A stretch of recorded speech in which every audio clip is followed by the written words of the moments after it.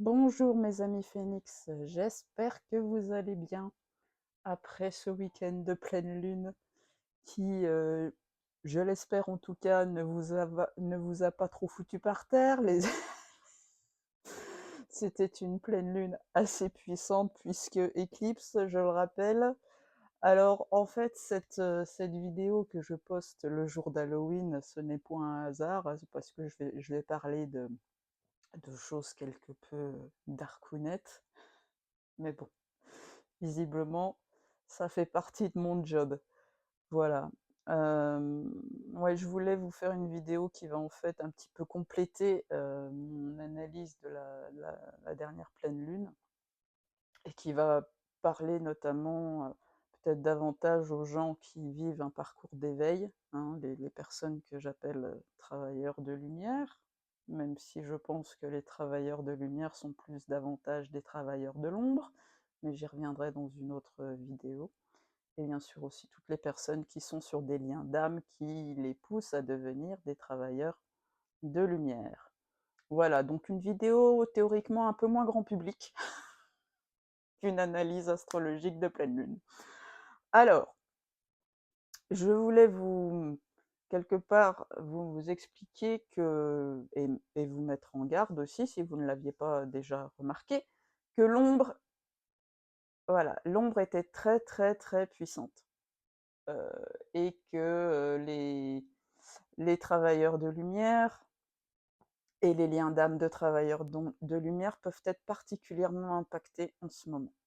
Alors, je vais revenir sur les raisons pour lesquelles je dis ça, hein, bien sûr, je vais vous expliquer.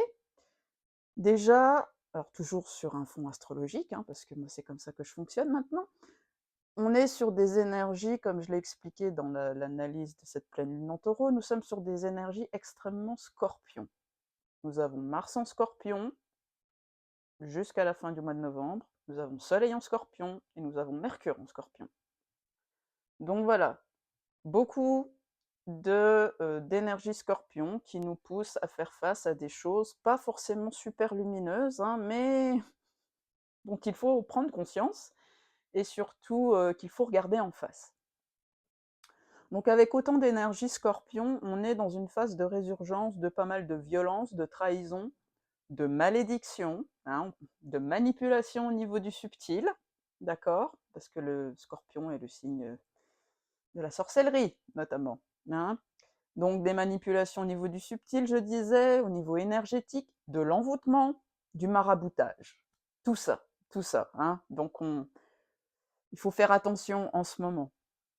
Alors, avec un Mercure en scorpion, on a vraiment cette nécessité de creuser, d'investiguer ce qui, par rapport à ce qui se cache sous la surface des choses. Face notamment, avec une opposition à Jupiter rétrograde, à certains dogmes spirituels ou religieux. Mais bon, comme je parle de lien d'âme, ou de travailleurs de lumière, je vais plus parler de dogmes spirituels qui chercheraient en fait à nous enfermer quelque part, à nous bloquer dans notre reprise de décision, de pouvoir de décision, de nous constituer notre vérité personnelle, qui cherche quelque part à nous endoctriner subtilement, hein, sournoisement même, je dirais, avec perfidie. C'est tout ça le scorpion. Hein, donc, la fausse lumière. Hein, les gens très lumineux, qui ont l'air très lumineux comme ça, ben, qui en fait, c'est pas si lumineux que ça. Donc, voilà, ces dogmes un peu spirituels, fausse lumière, qui sont là en fait pour nous manipuler sous couvert ben, d'une certaine puissance au niveau des dons énergétiques, notamment. Hein. Il y a des personnes voilà, des thérapeutes notamment, thérapeutes énergétiques qui balancent du lourd, mais ça ne veut pas tout dire en fait. Ou alors ceux qui déversent leur culture, un certain savoir, une certaine sagesse, avec des mots un peu pompeux, des trucs qui peuvent impressionner, mais qui font en sorte qu'en fait, une fois qu'on les écoute, ben, on n'a plus trop envie de se poser de questions, quoi. C'est tout ça, hein, la fausse lumière pour moi, les faux gourous. Alors, il ne faut pas oublier qu'on est sur un nœud sud en Balance jusqu'en janvier 2025. Donc un nœud sud en Balance, ça va nous inciter à guérir en profondeur le pouvoir féminin. OK. Mais avec toutes ces énergies Scorpion, on est quand même sur un pouvoir féminin obscur, hein, dans son côté le plus sombre. Donc, on va pouvoir travailler, ou chaque femme, plus particulièrement les femmes, ça se réfère davantage aux femmes, on va dire. Les femmes, elles vont pouvoir avoir accès à certaines mémoires de sorcellerie, magie noire, magie rouge, abus de charme, hein. Donc il faut faire attention au féminin castrateur et à l'idée de femme fatale, hein. On n'est pas là pour, on n'est pas là pour, sortir, d'un féminin soumis pour aller vers un féminin castrateur. C'est pas le but de la chose. Donc sur la toile notamment, puisque nous sommes dans une ère où il est facile de véhiculer, ses vérités, voilà. Hem, Au final, il y a pas mal de sorcières déguisées en fées, hein, sur le web. Je parle surtout au niveau des thérapeutes, des cartomanciennes, des médiums, voilà, de ceux qui véhiculent les messages de leur guide, hein, par exemple. Donc il ne faut pas se fier, en tout cas, c'est une période qui nous invite à une certaine méfiance, hein. Le Scorpion est très méfiant. Donc c'est une période qui nous invite à une certaine méfiance par rapport, voilà, aux personnes, qui ont plutôt des beaux yeux, qui ont plutôt une belle gueule et qui ont plutôt des voix douces, hein. Voilà. Alors, voilà, c'est pour ça que je dis, il y a beaucoup de sorcières qui sont déguisées en fées et je ne veux pas me faire que des amis. Bon, on ne va pas faire de généralité, mais quand même.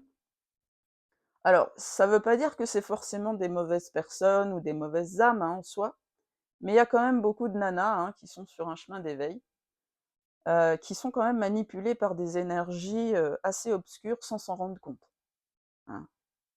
Et il y a des âmes foncièrement pas sympathiques.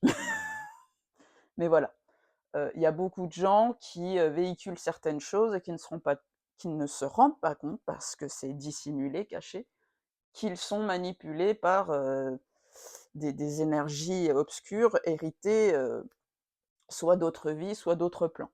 Donc on peut parler notamment de personnes, enfin d'âmes qui auraient conclu des pactes avec des énergies obscures, donc dans d'autres vies, et des pactes qui n'ont pas été rompus. Voilà. Tout ça pourquoi? Ben pour avoir plus de puissance, plus de pouvoir dans leur perception, d'accord? Et ça, en fait, bah, si c'est pas rompu, ça continue de pervertir leur pouvoir. Donc c'est des gens qui peuvent avoir un pouvoir d'influence extrêmement puissant, mais ça veut pas dire que c'est lumineux. Donc c'est ça que j'appelle un peu la fausse lumière. Et moi, je me méfie maintenant particulièrement parce que j'ai été très, très abusée par ces gens-là, des gens qui se prétendent médiums purs. Pour moi, ça ne veut plus rien dire, les médiums purs. C'est pas parce que depuis toujours vous avez des capacités intuitives, médiumniques, que votre canal il n'est pas embrouillé, sali, souillé, que tout va bien, hein, ça c'est important. Donc attention, hem, aussi pour les femmes qui vivent à travers, ce cheminement, donc surtout à travers les liens d'âme importants là, vraiment d'éveil et d'évolution. Attention aux femmes qui vivraient un réveil de dons, médiumnique, intuitif, énergétique, et qui tout d'un coup se mettraient à parler avec leur guide. D'accord? Ça ne veut pas forcément dire que tout est lumineux et tout est clean, même si ça en a l'air. D'accord? C'est pas parce qu'on retrouve des capacités médiumniques, intuitives que, il faut pas faire gaffe à son canal, en fait. Alors, ou qu'il faut pas creuser pour voir si effectivement on peut avoir des problématiques, de karmiques avec des pactes conclus avec des énergies obscures, voire d'implants, des choses comme ça. Voilà. Donc en ce moment, on a donc lors de cette énergie de pleine lune, ces énergies de pleine lune, hein, qui ont donc, comme c'était une éclipse, ça va impacter, pas mal de personnes pendant 6 mois, au moins. Donc on avait, pendant cette pleine lune, Vénus en Vierge qui était dans le même signe donc que Lilith. Lilith qui traite du pouvoir féminin obscur. Voilà, c'est la femme en colère, hein, Lilith. Et avec toutes ces énergies scorpions, bah, qui nous demandent de regarder les choses en face chez les autres, mais aussi chez soi-même, même si c'est pas plaisant, ben voilà, il va y avoir beaucoup de femmes qui vont se rendre compte en fait, qu'elles sont pas forcément, toutes clean, toutes propres, qu'il y a des choses, à nettoyer. Parce qu'en fait, beaucoup de femmes sont soumises. Je vous ai dit, Vénus en Vierge, on traite du féminin soumis. Mais comme là, on parle de choses un peu plus ésotériques, un peu plus énergétiques, il y a beaucoup de femmes, en fait, qui sont soumises dans leur pouvoir féminin par des énergies obscures, cachées, dissimulées, manipulatrices, pour servir l'ombre à leur insu, en fait. Et ça, ben, ça les coupe quelque part de leur essence lumineuse, de leur moi supérieur, alors qu'elles sont convaincues qu'elles sont en reliance avec leur partie la plus divine, hein, pour sortir des termes que j'entends fréquemment. Lilith en Vierge, c'est ça. Lilith en Vierge, c'est la déconnexion, une certaine déconnexion avec la partie la plus pure de son être. Donc là, il va y avoir des résurgences ou des prises de conscience difficiles qu'effectivement, même si on développe des capacités intuitives, même si on récupère des dons médiumniques, ça ne veut pas dire qu'on est forcément connecté sur les bons canaux. Et Lilith en Vierge va mettre en lumière tout ce qui donc nous déconnecte de notre partie la plus pure, on va dire, et qui crée du coup un profond manque d'ancrage et une difficulté d'incarnation. Parce que la Vierge est un signe de terre. Et la Vierge est un signe très analytique.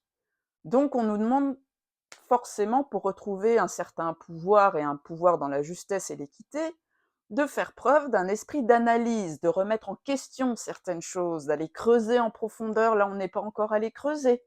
D'accord? Donc du coup, on est quand même dans une période qui va s'étaler sur plusieurs mois. On est quand même sur une période qui nous dit qu'il est nécessaire maintenant d'arrêter de croire que c'est parce qu'on a des dons énergétiques et ésotériques que tout est clean, encore une fois. Moi, c'est vrai que je m'occupe principalement de femmes. Il y a pratiquement que des femmes qui m'approchent dans voilà, leur cheminement personnel et qui me demandent d'étudier leur thème astrologique.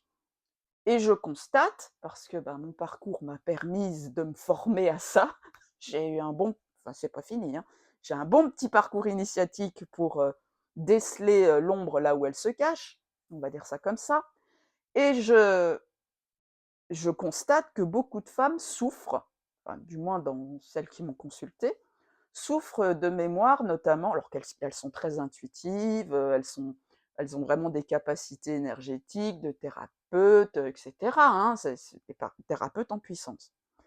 Mais elles souffrent de mémoire d'ego spirituel, ou de lumière pervertie, des mémoires de sorcellerie, voire d'implants galactiques. Ça, j'en ai quand même pas mal, hein, donc du coup, ça me dit: «Ben, punaise», j'ai même eu des thérapeutes, hein, des thérapeutes déjà installés, qui m'ont déjà filé leur thème, et j'ai dû leur dire des choses qui étaient un petit peu, enfin, il a fallu que je fasse preuve de diplomatie quand même, ok?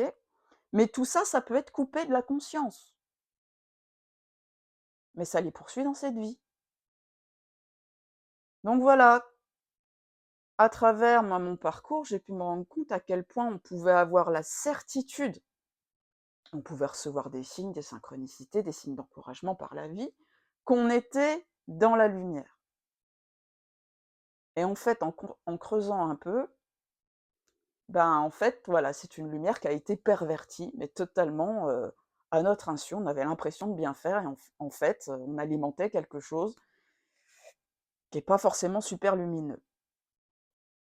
Donc attention en ce moment pour celles, hein, je m'adresse surtout aux femmes, puisqu'on est sur la guérison du féminin. Attention pour celles qui sont en lien d'âme, de guérison et d'éveil. Si votre autre vous traite ou vous a traité de sorcière déjà dans votre, cheminement, c'est qu'il y a peut-être des mémoires où que vous portez peut-être des mémoires où vous avez perverti vos dons et que vous avez touché à des choses pas clean. Et ces mémoires-là, bah, si votre autre il les ressent, c'est qu'il faut aller les nettoyer parce que son but dans ce genre de contrat d'âme, c'est que vous retrouviez tout votre potentiel et que vous n'ayez plus peur de votre potentiel et que vous ayez conscience de ce que vous avez pu faire avec votre potentiel avant pour ne pas refaire certaines erreurs. D'accord? Donc faites attention à ce que votre autre vous dit parfois, même si c'est pas très agréable à entendre et qu'on se demande pourquoi on nous balance ça dans la gueule. D'accord? Si votre autre est avec une femme que vous jugez ou que vous ressentez sombre, manipulatrice et que vous qualifiez de sorcière, bah ça fait peut-être en fait cette femme, elle est là pour peut-être peut-être, hein, faire écho avec quelque chose en votre âme dans son côté sombre. Voilà. Peut-être que cette femme est le reflet de la Lilith qui sommeille en vous. Hein. Encore une fois, votre autre vous montre des choses. Ou alors, ça veut simplement dire qu'il y a une triangulaire karmique, voilà, avec des sorts de séparation entre vous, posés par cette âme incarnée par cette tierce personne, et qui court toujours, et donc ça se répète. Voilà. Donc tout ça, faut quand même voir ces expériences de vie comme une opportunité de reprendre votre pouvoir féminin et surtout de le guérir pour l'utiliser à bon escient. Hein? Voilà. Donc peut-être que quand vous aurez nettoyé certaines choses ou pris conscience de certaines choses, ben, par rapport notamment à des triangulaires où il y a voilà, toxiques et tout, ben, vous pourrez peut-être faire quelque chose par vous-même pour rompre des liens toxiques qui vous relient à cette personne. Parce que s'il y a triangulaire, c'est quelqu'un qui vous tient aussi par ce qu'elle a pu faire entre vous. Peut-être qu'il faudra que vous vous rapprochiez de thérapeutes compétents pour nettoyer des mémoires justement par rapport à cette triangulaire. Ou peut-être que vous allez, si vous êtes plutôt capable de vous auto-guérir, vous allez peut-être pouvoir faire quelque chose, mais avec beaucoup, beaucoup, beaucoup de précautions tout de même, parce que il faut pas jouer les Rambo. Il faut toujours demander si on a le droit d'intervenir, si on peut faire quelque chose, hein, avec humilité, à ces instances supérieures, parce que là aussi, ça dépend des contrats d'âme. Il y a des femmes qui sont tenues d'intervenir par rapport à certaines choses, par rapport à leurs liens, et il y a des femmes qui ne sont pas, qui sont demandées à qui on demande de ne pas intervenir, encore une fois. Donc toujours demander la permission, toujours être dans l'humilité, le respect, voilà, parce que je sais que sur cette sphère-là, hein, des liens d'âme dont je tairai le nom, comme une, comme une personne qui me regarde depuis très longtemps, elle dit oui aux initiales sataniques. Voilà. Bref, ça c'est un avis personnel et vous savez ce que je pense de tout ça. On nous balance des préceptes hein, comme ça, et en ne prenant en aucun cas la spécificité de chaque parcours. Donc souvent, ce qui est préconisé, c'est de ne pas intervenir, mais il y a des femmes qui vont justement récupérer leur pouvoir. Alors elles vont avoir tout un cheminement de nettoyage, d'épuration, de blessures à nettoyer, de nettoyage de mémoire, d'implants, voire avant de récupérer leur pouvoir de magicienne. Et ensuite, elles vont être autorisées, voire encouragées à faire quelque chose par rapport à leur lien pour leur faire avancer, bah, parce que c'est le but de ce lien, c'est de leur redonner leur pouvoir en fait, et qu'elles prennent conscience de leur pouvoir. Et d'autres, bah, qui ont peut-être abusé un peu de magie rouge dans d'autres incarnations pour récupérer leur autre, et là c'est bah tu feras rien hein, dans cette vie-là, c'est pas comme ça qu'il va falloir que tu fasses. Voilà, donc ça dépend des contrats, ça dépend des cheminements. Alors justement, en parlant de tout ce qui est sort de séparation ou intervention, blocage de l'obscurité, on va dire, et en ce moment, ça peut vraiment plomber les liens de travailleurs de lumière. On peut être très très attaqué, peu importe le lien d'ailleurs, peut être très attaqué. Et ces sortes de séparation, ou tout ce qui alimente cette énergie de séparation, peut ressurgir. très fort en ce moment, avec une conjonction Lilith-Junon. Hein, Junon, c'est l'astéroïde des contrats d'âme forts, des contrats de lumière, de l'engagement lumineux, normalement, hein, Junon. Donc Lilith vient un petit peu pervertir tout ça.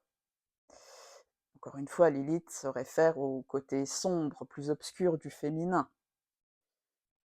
Mais en même temps, avec ces énergies scorpion, Mercure en scorpion, qui nous demandent d'aller regarder sous la surface des choses, d'investiguer, de se poser les bonnes questions. Si on se pose les bonnes questions, ben on va peut-être pouvoir avoir accès à certaines vérités, mais encore une fois, si on cherche à creuser et qu'on se sort des dogmes, des endoctrinements, etc.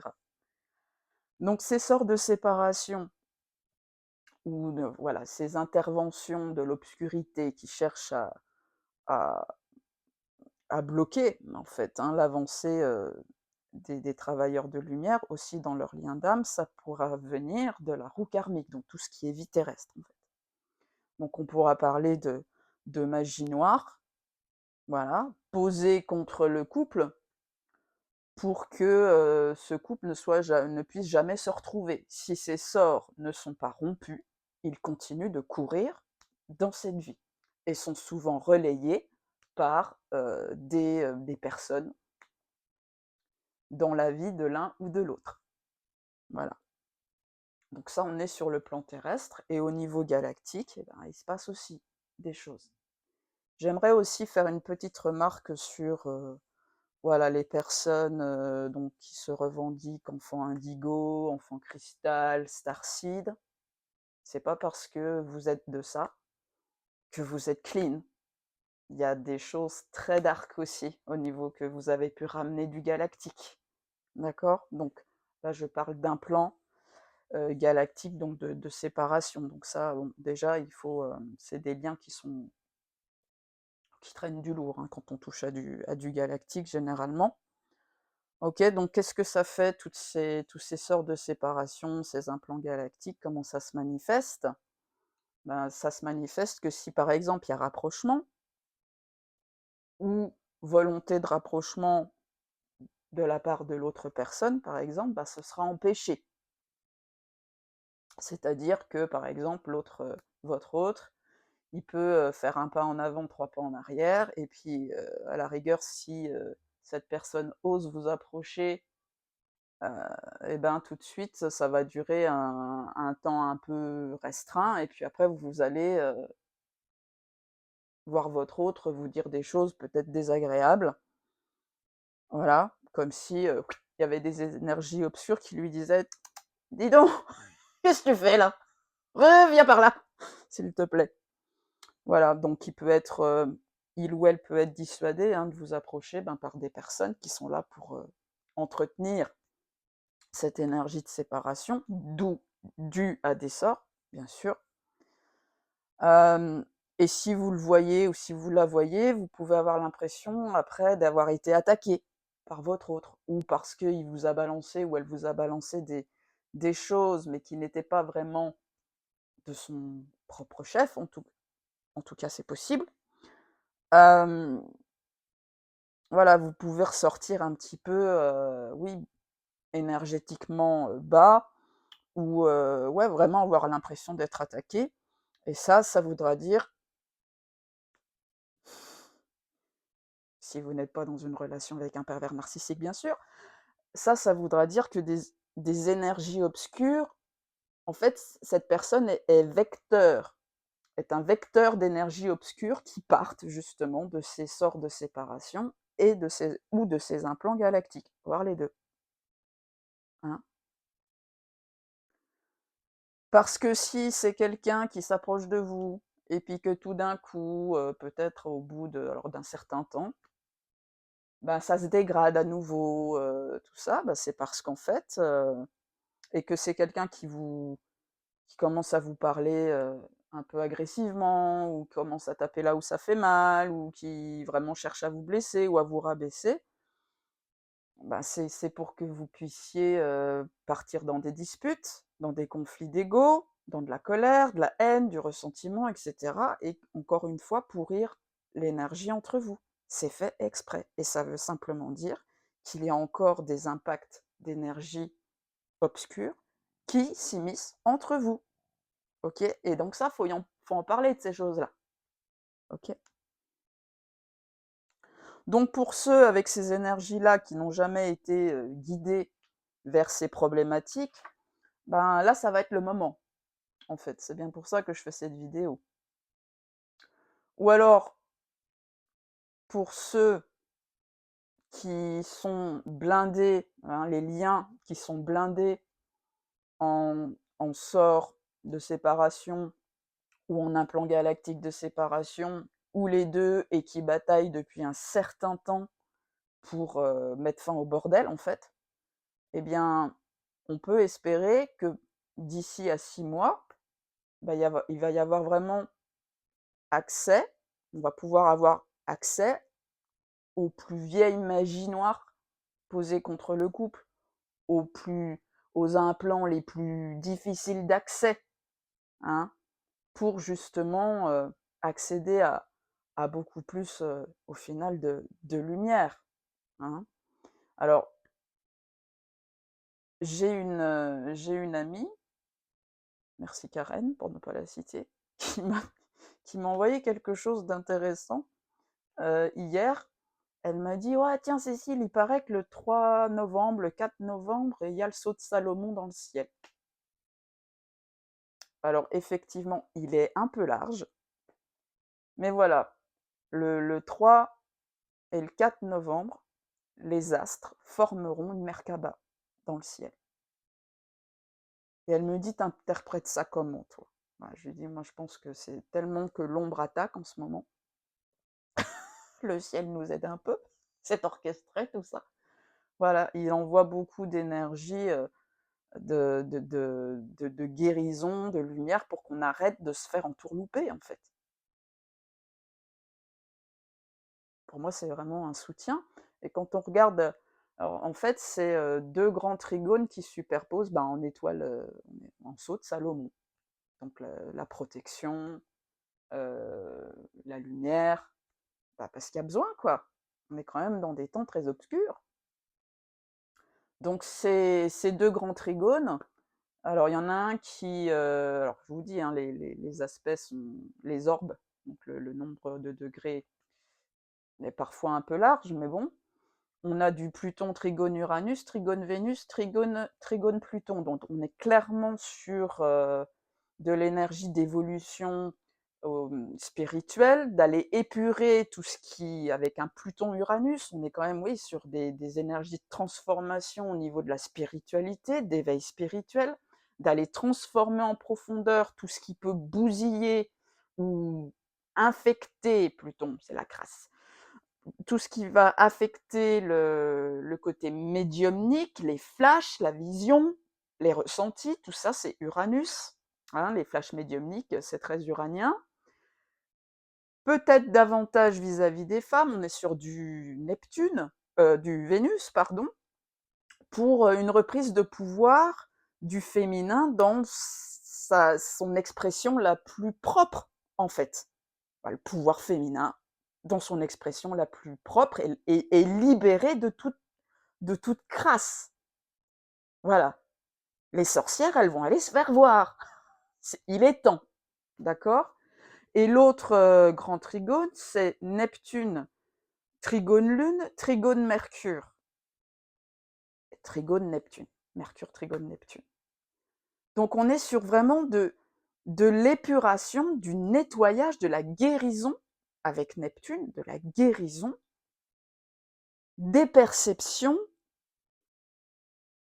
oui, médiumniques, des capacités énergétiques, avec un Mercure en Scorpion qui nous demande d'aller nettoyer la merde pour retrouver, bah, Lilith en Vierge, hein. Donc Lilith, elle a toujours un côté très sombre, mais une fois qu'on libère, qu'on va, s'occuper du côté dark de Lilith, elle redonne énormément de lumière. C'est ça qui est bien avec Lilith. Et Lilith en Vierge, c'est, bah, je récupère mon pouvoir lumineux, cette connexion avec la partie la plus, pure, de mon être, pour l'incarner à fond dans la matière en faisant preuve aussi le cerveau gauche, quoi. Je suis pas juste un être là-haut, à moitié en haut, à moitié en bas, je suis là, quoi. Et je suis bien connectée ciel-terre. Vous voyez? Donc, bah, on a un saut de salon dans le ciel. Voilà, cette semaine-là. Et bon, bah, j'avais pas remarqué, j'ai pas le logiciel qu'il faut. Faudrait que j'investisse 400 balles dans le logiciel Azimut et je n'ai pas 400 balles à foutre dans un logiciel Azimut. Mais voilà, effectivement, il y a une Merkaba qui arrive.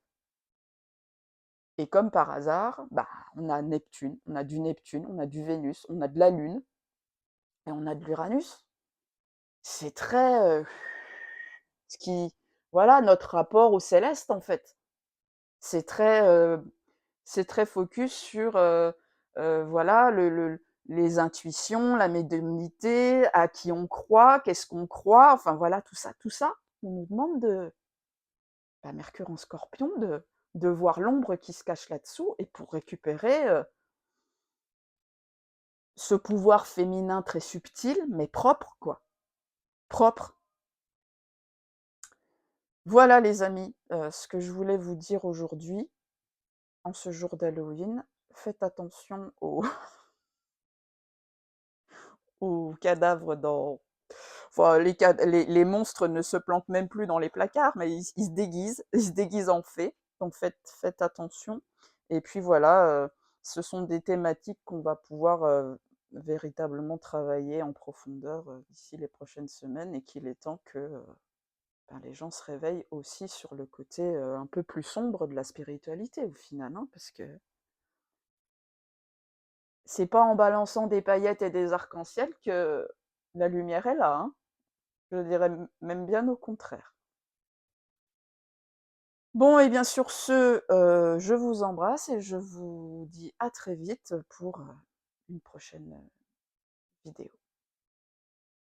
Ouvrez l'œil et le bon. Bisous.